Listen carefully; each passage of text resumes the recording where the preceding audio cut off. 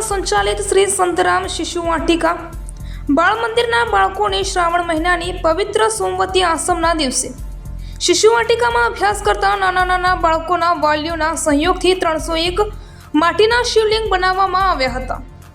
આમ નાનપણથી જ હિન્દુ ધર્મના સંસ્કારોનું બીજ બાળકોમાં રોપાય તેવા અનેક કાર્યક્રમ શ્રી સંતરામ મંદિરની આ વિદ્યાભારતી ગુજરાત પ્રદેશ સંલગ્ન શૈક્ષણિક સંસ્થામાં કરવામાં આવે છે। સંસ્થાના મંત્રી શ્રી નિર્ગુણદાસજી મહારાજે વિદ્યાર્થીઓને બનાવેલા શિવલિંગના દર્શન કરી જળાભિષેક કર્યો હતો। આ સંસ્થાના પ્રમુખ પરમ પૂજ્ય મહંત શ્રી રામદાસજી મહારાજ તથા જી મહારાજે સૌને શ્રી સંતરામ મહારાજને દિવ્ય અખંડ જ્યોતના આશીર્વાદ પાઠવ્યા હતા।